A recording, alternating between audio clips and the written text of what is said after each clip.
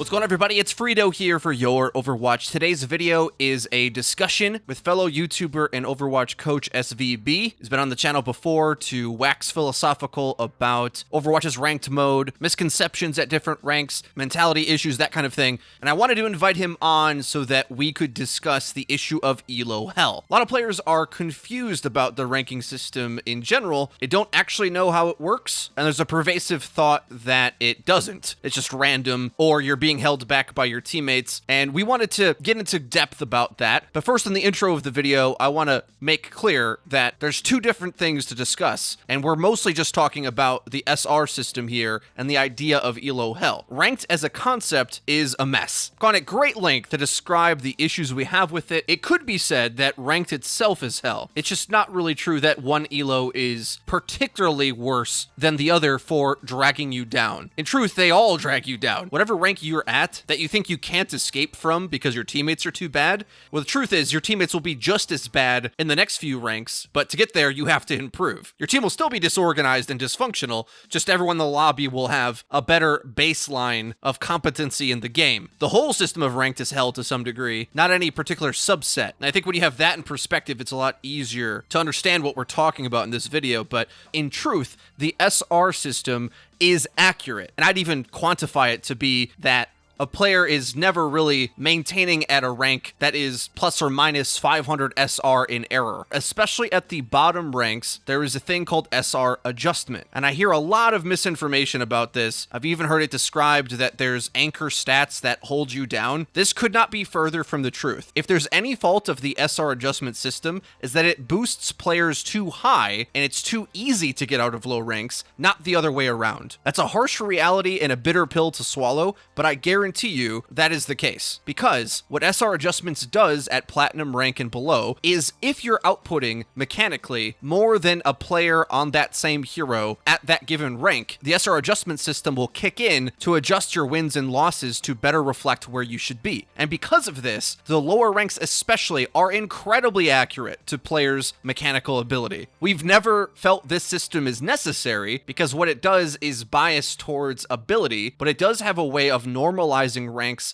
based on mechanical output. The reality that we have to come to with this, and the goal of this discussion, is we all should get much more acquainted with our limitations and focus on improving, rather than having a delusion that we belong at a different rank when in reality, nobody belongs anywhere, really. You gotta fight for it. You gotta go take the wins, and me and SVB would like to see the community shift their opinion on this. We should all have a much more active personal responsibility approach to ranking up, rather than having the de facto response that it's everything's fault but my own. It's not like ranked ever plays better as you go up the ranks. In fact, some of the lower ranks are pretty commonly described to be the most fun to play in. You don't get better team comps at GM necessarily. It's the same mess of gameplay from bronze to top 500. But within that mess, the rating system does work to put players among peers. All right, enough of my introduction. Without further ado, we're going to jump into my interview with SVB. Remember to check out his channel linked in the description, where you can find more videos about improving at ranked, as well as other debunking misconceptions videos that I think you'll enjoy. We tend to focus on the highlight reels as a definition of how good someone is. But in my book, and I don't think this is a particularly revolutionary thing to say, a good player is not defined by the highlight moments. They're defined by the lull moments, the things they do when nothing really is happening, the things that they do when it's a bad moment for the team, when the team needs something, and also just consistently throughout the game. That's what a good player never stops doing something useful. But I think that's one of the reasons why we end up having a lot of people with disproportionate ideas of where they should be and where they actually are, is because they also focus on the highlight moments of their own career. They just think back to the Widow 4K that they got one time, or how at the start of the match they got 2 kills, but then ignore that they spent the next 2 minutes doing nothing, and they like, I carried this game, I deserve, I don't need to do anything anymore because I got those 2 kills at the start. And that's fundamentally, I think, the biggest difference between a gold player and a GM player is not that a GM player is constantly a living highlight reel, it's just that he's or she is never making a mistake, or very rarely making a mistake. And that's why I think it's really impressive as well. We forget when we watch the pros, that when we watch the pros play, these guys almost never make mistakes, right? 99 out of 100 decisions they get right, because they've just spent so much time practicing and conditioning their responses to be the right ones that they almost never make a mistake. In reality, most players who aren't pros are just constantly making mistakes, and that's what defines a bad player from a good player. The sad thing about all of this is that we have to come along with almost the cold shower for the hype of what you're describing here, the narrative and the almost the hero story of the idea that a player could be trapped in elo hell and they have to sort of fight their way through. They're fighting their teammates and the enemies, but they alone are the true chosen one that should have been like 3 to 4 or 5 ranks higher, right? And the problem is that when we talk about players or we talk about the player base, it's easy for us to generalize that all players in X rank do this or that. But in reality, obviously, there's categories of players, and players fit into varying skill sets. If we had to go into generalizations, there's probably about 3 broad categories. There's the players who are mechanically gifted to the game, or just naturally good at video games, and playing the game comes really easy to them. Winning comes easy to them. Getting better comes easy to them. And these people exist at every rank. And there's nothing really you can do as someone who's not that rank to sort of compensate. Then there's the people who understand the game really well. They're like, I would say, they're students of the game, right? They spend a lot of time learning. They spend a lot of time watching videos, going on Reddit.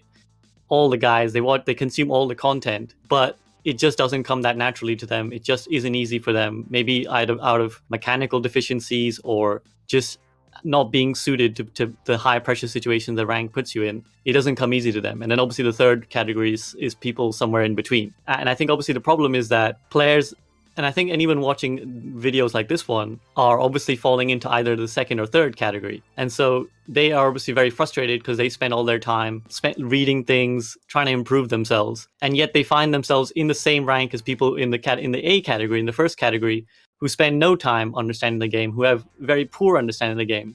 And this isn't even something that's exclusive to gold or platinum, because I've played in master games. I've had friends in GM who, have very poor understanding of the game, don't really care too much. They just like playing shooters. They just like playing games. You can get put into a game with top 500s who couldn't tell you about like what the right move is in a particular situation, what the right comp is, what the right counter pick is. So I think one of the things that people really find frustrating is this idea that just because their game sense increases, their rank should increase, or that because they have a higher game sense than people in their rank, they deserve to climb. But what I've actually noticed, I host pugs, as you know, on my Discord server, and after the games we have feedback with the players. I spectate and I cast the games myself. And we have 3 lobbies. We have an A lobby, which is diamond and above.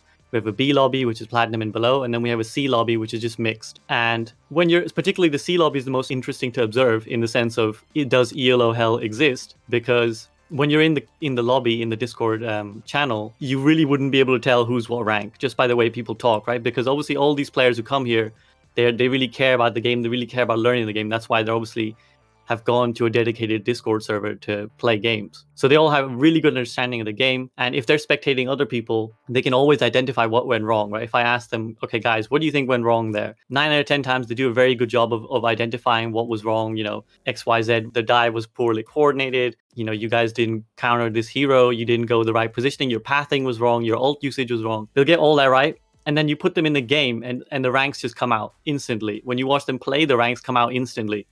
And it's kind of both sad, but also, I suppose, from Blizzard's perspective, a good vindication of the system. But most of the time, I can tell by their play what rank people are, just because even the players who have demonstrated to me that they understand how a dive comp works, when they are silver or when they are gold, you'll just see them misexecuted time and time again. And you'll see them jump the wrong targets, go too deep, or dive and never come out, and just make basic mistakes that even 10 minutes later, if you show them back to them, they will identify. Or even in the feedback session after the game, they'll identify, yeah, I did that wrong. But the problem isn't that they don't understand the game. The problem is in their execution of the game. That's the opposite problem to what the people they play in ladder with have. The people in ladder that they play with have the problem of they execute well, but they understand poorly. The people who watch videos like this one are probably in the category of understanding well and executing poorly. And yet, when it comes to mechanical output, those two things aggregate the same. It ends up in the same result, which is that you're doing about the same thing, but it feels frustrating and it feels like you don't deserve to be where you are because you put in the effort. But unfortunately, the reality of life, and like you said, bringing the cold shower into the discussion, is that unfairness is the nature of both life and Overwatch, not to get too deep about it. It starts to feel kind of depressing, but I think the beauty of it for me, and the important thing that I think is why I want to keep pushing this to be understood of the community, because I think everyone could be much more empathetic towards each other. And it's kind of rich coming from me to have a peace, love, and prosperity speech all of a sudden, some randomly. But I really do believe this, because if you understand how bad you are and how bad everyone is and how difficult Overwatch is, you're a lot more understanding of when things go wrong or your teammates do something badly. Because as I was saying to you recently, I'm getting back into VOD review because I think it's something that the community can utilize and needs right now, especially with a guy like Jane barely producing any content anymore. And from doing that, like, I see these same things that you're talking about, where you take a player and you toss them to a scrim, or you just pluck a gameplay out where, in my specifics that I ask for people to send me games, is ones where they feel like they played well but lost anyway. And that gives us like the best of both worlds. Because like, this is a highlight game for me, but we lost. That's like what I want to see. Because even on your best game, you're still where you lose. There's definitely decisions that you didn't influence correctly, or it shows that even when you're performing as well as you think you can, you're still obviously not the next rank or two. Like, I almost never, in like thousands of hours of watching, right? I never see a player like, wow, why isn't this player a rank or two ahead? Normally it's the other way. Normally I'm like, wow, this player's in diamond. They're making so many, they're actually doing nothing for 5 to 10 minutes here. How are they diamond, right? That's normally what I think. And the odd thing is, there's only one hero that I ever see and watch where I'm like, that player could not have improved. And it's going to be controversial to say this for one reason or another. I'm probably going to get half of the community mad no matter how I shift these upcoming sentences. But Mercy is the only character that the skill ceiling is so low on Mercy that there's a definitive stop to how good you can get at her, or how much you can do for the team. But you know, I would argue that is okay for the balance of the game, because she is kind of an easier character, and to some degree, if you got to carry your team from the support position, well, what do you expect out of a character that doesn't do much? You probably have to learn harder characters, get on that Ana and Zenyatta and Lucio, who have big mechanical plays and mistakes to make. Then we can see what you really can do. But, you know, that's sort of the two-edged sword to that being an issue. But every other character, I would say, I'm constantly seeing problems with their play and massive improvements they can make that very clearly shows, okay, you're not the next rank. And I see this in my own play too. Like, you know, you got to be completely honest about it. As you were saying earlier, it doesn't matter how much you can say after the fact, oh, I should have done X, Y, and Z. It's about physically making the play, having the awareness, the game sense, realizing and having the mechanics, especially all of that to do the thing at the time. And it will cause the ripple effects for you to go upwards. I got an email from somebody sending in a gameplay where, I'm going to paraphrase a bit, but was like, I watch top 500s play and I see them make mistakes all the time. I don't see why it's fair, right? Like, yeah, I know I'm not playing that well all the time, but how did I lose this game? Meanwhile, it's an Ana player getting farmed by a Genji. And when I say getting farmed, I mean like physically can't interact with the Genji duel at all, right? Like, can't hit a shot on him, isn't threatening with a sleep, doesn't heal himself properly, is just getting destroyed by this Genji. Maybe it's a smurf or whatever, but I don't know how players watch that back and somehow see like that's not your problem. That's definitely your problem. You know what I mean? You put CarQ or Jodak or ML7, Gale, or anybody in that situation in your diamond game as Ana against this diamond Genji, and do you think they're just going to get styled on? But no, like, there's duels you have to win. There's matchups that you get into, you need to make the play in order for you to go up. And I don't think people like realize that they have to take that responsibility in their own hands. Like, this is a duel I must win. And if you don't, you're not going to rank up. Or if you do rank up, you'll eventually get to the point where the rubber hits the road with that, right? And I see this in my own play as well, where there's a certain peak I can get to where, you know, let's say like 4200, I feel like the game really gets going when you're at 4200 SR, because there's mostly streamers and pros upwards from that. So when you're there, you're playing around people who play the game like 6 hours a day, and it's really serious. And if you're not on your A game with your heroes, you're just going to get wrecked. And I don't play the game enough. That's where I really notice, like, man, I can't compete up here. Like, bring me back down to the Masters level where nobody has any game sense, and like, I at least can shot call my way to victory, or, you know, have the mechanical gap to carry in those situations, even from, you know, tank, Lucio, whatever position. Two things that really stand out from what you said are, one, about, again, the difference between understanding and execution, right? It's that players can watch, and the ironic thing is players watch gameplay from people like us, right? and the various videos that I posted, particularly the ones where I, did my GM in gold and was playing DPS in the lower elos and sucked hard. There was a swathe of people commenting on the videos telling me how bad I was, and I have absolutely no disagreements with them. They are absolutely right. I was absolutely garbage. But the irony is that people recognize these things in other people's gameplay, but not their own. And obviously, it doesn't even need to be spelled out why. We all have that bias. But it's so easy for people to understand the mistakes that other people make, but fail to see them in their own gameplay. They gloss over, I think, when they watch back their games, they gloss over, oh, well, yeah, I mean, I could have hit that shot and killed that person, but what does it matter? Ultimately, I did roughly the right thing. But no, the thing is that when it comes to Overwatch is a game of really fine margins, and sometimes it's sort of like a living version of the butterfly effect, where it's like one decision or one bad play can end up costing you the game or end up winning you the game, depending on what you did, right? It's like you sleep one Genji who's ulting, and suddenly you win a fight that you weren't going to win, and suddenly you snowball your ultimates and you cap not just 1 point but 3 points, right? It can be really really minuscule things where you could be a Reinhardt and you opt to fire strike when you're getting pressured and you're about half HP. If you try and fire strike, your shield goes down long enough for the enemy team to burn you, you die.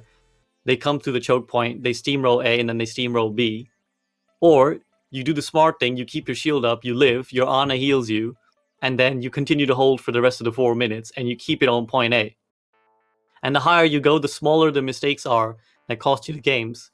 And obviously in gold and platinum or silver or any of those ranks, people are making mistakes all the time, but still those individual little bits that you're doing wrong are important. They are costing you, and you may go back and say, well, that doesn't matter, I did a huge hard carry, I'm awesome, I deserve to be in the rank above. As long as you're making those even tiny small mistakes and you don't iron them out, you don't have any legitimate excuse to say that you deserve to be in a higher rank, right? Until you can start ironing out every single mistake you make. And that's the only way to really get better, in my opinion, is to just look back and be like, even if it's the smallest, tiniest thing, and I know that's not applicable to everybody because a lot of people play the game and they have self-confidence issues and they're too harsh on themselves. But really, you do need to be ironing out those tiny mistakes. Players, I think, quickly forget as well. Another factor that doesn't really get spoken about when people talk about why some people climb and others don't is the ability to learn quickly and retain information and sort of adapt their gameplay quickly. Because there's some games, and again, particularly when I watch lower ranked players, they forget things almost instantaneously sometimes, right? And this can be on a macro level or on a micro level. So on a micro level, there's the number one example I always see is when there's a Mei in the game and the players are playing, and suddenly, their Reinhardt will go past the choke point, and then a Mei wall will come up. The Reinhardt will get frozen and annihilated. He dies, and the team's like, all right, well, we lost that fight, reset. And then 10 seconds later, the same exact thing will happen, and they won't have adapted their play at all. So for those 10 seconds where they're resetting, they forget that the Mei exists in the game, and they completely forget to adapt both their play style or what they're doing, and the same exact mistake will punish them over and over and over in the same game. This, again, happens on a macro level as well, where afterwards, if I'm giving players feedback, and I tell them, guys, your pathing was wrong, or let's say that they lost to a bunker comp, and I tell them, guys, your approach to dismantling the bunker was wrong, next time, do this. And then you put them into the next game, same thing happens. They'll just forget everything you told them, everything they were supposed to learn. And, the same sort of problems occur because I think for various reasons, right? Firstly, obviously, like I said, some people are better at retaining information than others. And that obviously provides you with an advantage in a game like Overwatch. But also certain things like players' mentality. Some players, they lose a couple fights and they crumble. They shut down. They stop being able to think properly, that even in the cold light of day, they themselves would be able to look back and say that was bad. That's one thing where I think people don't give enough credit for. Where it usually ends up coming out right is that usually the players that are higher ranked that I see in my lobbies, they are much better at adapting on the fly. They are much better at changing their style of play than players in low ranks who tend to just sort of do the same thing over and over and sort of do the Einstein thing of, repeating the same thing equals madness. No, you're exactly right. I think there's a bunch of things that I would say describes higher tier players, especially streamers and stuff, people, in that tier that grind the game all the time. And they are very obviously better at playing with and against one tricks. People have very specialized roles where their entire game plan doesn't shut down just because they don't have some resource they think they need. They know how to adapt their play. Some of them are one tricks, obviously. A big percentage of them oddly are. And with a bunch of your examples that you gave, obviously I love the pathing example. I think that word just needs to be screamed from a mountaintop all the time to remind people with the point of the game, pathing. And I think it really gets emphasized with the problem of the first person perspective, most particularly with tank play, where you gave good examples about like keeping yourself alive as a tank. But the crazy thing is, and I know you know this, but it gets even more specific than that, like obnoxiously particular, where if you as Reinhardt don't position your shield perfectly, maybe it gets your teammate killed in a spot you couldn't see. But you needed to know that anyway. Like, you need to have sort of a zone of understanding of the battlefield to know where you can be placed to block this line of sight to a teammate that's not on your screen, right? Like, that kind of stuff, that's where the higher level tanks always get right. To stay at a high rank, you most definitely need communication. That's one of the biggest things that I needed to upgrade to make sure that I could get up to GM successfully, especially on like teamwork-oriented roles. If you're not good at communicating, I don't think it's even possible, really, because those same situations that you're talking about where teams keep just running into a bunker and dying or getting split by Mei, that requires some communication, and you have to jump in and sort of take control of the lobby and your randoms and get them as if you were on an overhead view in an RTS where they need to be. And you sort of have to see the game that way, unless you're just so sick mechanically that you're going to pop heads as Widow. You got to be able to play the game in that way. And I don't think people realize that that's the situation, right? Like, whether they win or lose, they don't see it from that macro sense enough. Whereas when you start to try to see the game in that macro style, you have a bigger command of the game, a better understanding, and you actually get better. The problem is, a lot of things that people come into contact with that beat them over and over again, like you're saying in ranked, don't happen often enough and sort of in an established, reliable meta sense. They're almost like random at random intervals, because you never know when you're going to get 2 CP or control or a one trick on your team or a Mei. So the problem of that is that players don't reliably learn these skills necessarily and can have massive gaps in their game. That's the thing I noticed. And obviously, as we said, maintaining at the highest rank, it usually irons itself out, but everywhere else you can see these massive gaps in people's play, and somewhat even up to like GM, where a player may have the wrong idea. Like, I had a Hanzo in my game at a pretty high rank. He was a Hanzo player, but the team wanted to go goats. And then he goes off to play Diva as like a dive tank rather than a supporting, I'm going to stay with my Ryan in the goats comp. Diva does not really go on solo missions face tanking damage in goats. If you're Note or whatever, maybe you go assassinate as Zenyatta or whatever, but generally it's all about doing the same thing together. Whereas this player thought Goats just presses W all the time at the highest rank. Then he was swapped to Hanzo and carried as Hanzo, played insane as Hanzo, like it just pop in everybody's head. That's sort of the problem that you see, where a player could have mastery over one section of the game, hitting arrows in the head as Hanzo, and be completely clueless in another section of the game, playing Diva in Goats comp, the top meta comp that really I think everyone should understand, but they don't necessarily need to, right? Because if you're good enough at one thing, you can ride that all the way to as high as you can go and never learn the other aspect, which is another reason why I really love role-based SR 222. Like, simplify the game, force people to master skill sets rather than this free-form, free-for-all where you never know who's going to play what role. Maybe your main tank swaps to Widow, and we're all in this weird chaotic deathmatch scenario that I think it makes it much harder for people to get a grip on what's going on, what they should do, and how to learn from it. Like, if we're not going to have team-based Overwatch and we're going to keep it the way it is, where it's you know, hop in easily, fast queues, play with randoms, all that, I would like the game to sort of simplify itself so we easily can look down these lanes and be like, okay, this is what this skill set is. It won't perfect that by any means when the game is delineated in that way,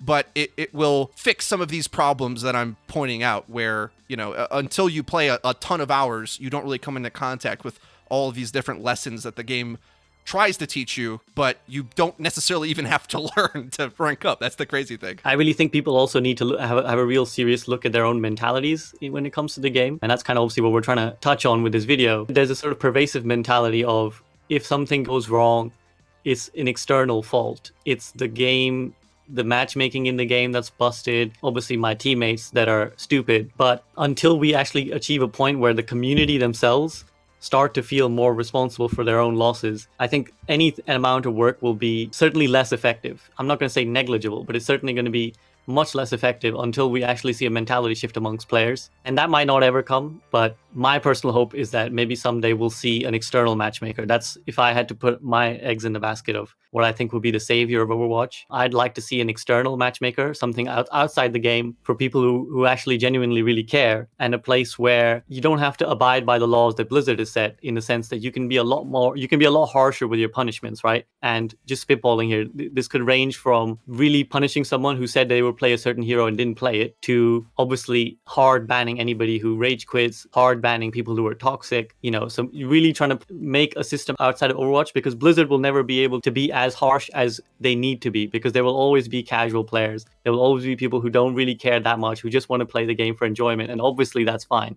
Obviously, I'm not saying that people shouldn't be able to play the game for fun, but I know that the people watching this video and the people who genuinely want to care about climbing and playing Overwatch the way it should be, I think their biggest concern is just being able to play a game that doesn't feel like a struggle to play in. The only way to achieve that, I think, is to first of all change the mentality of everybody in the lobby to be one of, I genuinely want to do the best for myself and for the rest of my team. At the end of the day, I don't super care whether I win or lose. I just want to have a good game and play and learn as best as I can. And that's why I think the only way to do that is take the matchmaking outside of the game. Yeah, we've seen that work in other systems. We come from CSGO, that at ESEA and Face It, which worked great. And the community over there it's changed a bit because now there's like premium matchmaking, I guess. I don't know. I haven't been in the scene in a long time. But the general consensus was that the ranked playlist in the game was just casual, basically, right? And you would go outside of it to get the serious experience. And that sort of makes everybody happy. But I've wanted that since year one, and I've sort of given up hope that they're going to do that. That's the easiest solution, because then there can be like a rank S where all the streamers play each other. Because a big problem with, and pro players obviously, a big problem with the ranked matchmaker as it is now, in order to make it fair and keep the queue times short, if you get to a top rank, you are just filled in with the next rank that's available. And that's much different than rank S, where rank S, you would only play against people who could get up to that rank, right? So there's none of this like fill the lobby with the rank below you, and it's this top 500 carrying his randoms versus the other top. You know what I mean? It's a much different state. So I think that really touches on one key idea, which is another uncomfortable truth that I think people don't acknowledge or perhaps want to acknowledge, is that staying in a rank is a lot easier than climbing a rank. Standing out, either in a good or bad way, is difficult in Overwatch. And that's a good thing, right? Obviously, we don't want a game where it is completely defined by one person popping off and just carrying the game. That's the number one thing that everybody hates in Overwatch, I'm pretty sure. And it is difficult to stand out good and bad. And because one of the frequent arguments that I see people use against the ladder system and how they believe that the ladder system has been exposed to be fraudulent is that, I have 2 accounts. One of them is in platinum and I can't climb out. And I have another one in diamond and I've been there for ages and I stay there. So therefore, Blizzard sucks and the ladder system sucks because I clearly should be diamond on both accounts, right? Or my SR should be the same on both accounts. That's why that doesn't add up. But the thing is, like I said, it is difficult to stand out, right? Let's say there's an SR gap of 500 between where a player is playing and where they should be playing. It's not always going to be super obvious in the heat of the complexity of the game that is Overwatch, right? In everything that's going on in the team comps, what hero that player is playing, how much input that hero requires, how much input they require in that particular comp that they're playing, right? Because let's say, it's much easier to play Reinhardt in a GOATS comp, let's say, than it is when you're up against 3 DPS as Reinhardt, right? Those sort of micro decisions, they all add up to make a sort of unified experience of how much a player could potentially impact a game, yes or no. So it's generally obviously easier to stay in a particular rank because you're essentially, the only criteria you need is to not actively throw your games, is to not actively play so badly that you cost your team more games than you allow them to win. But obviously carrying is difficult, right? Because to carry yourself out of a rank, you need to already be playing at the level of the next rank. And that's difficult, and that people hate doing that, but that's just how it should be in a way, because that's the only way in which one player can have a statistical impact that doesn't ruin the game as a whole. To carry yourself out of a rank,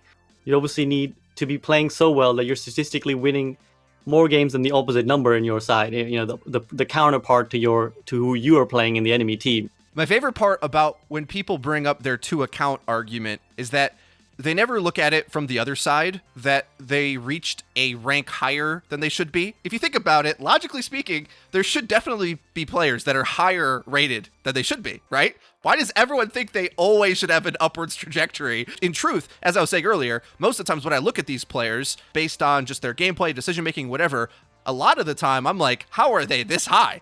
And it may just be what you're saying exactly, where it's hard to throw a game down to where you probably should be once you've achieved that high rank. Like, you have to stand out in a negative way. And if you're sort of just floating along, not having a big impact one way or the other, well, yeah, you can hold on to that rank, but that doesn't mean you belong there. Meanwhile, the teammates on your team are the ones spamming the comment section like, my teammates suck, they don't know what they're doing, right?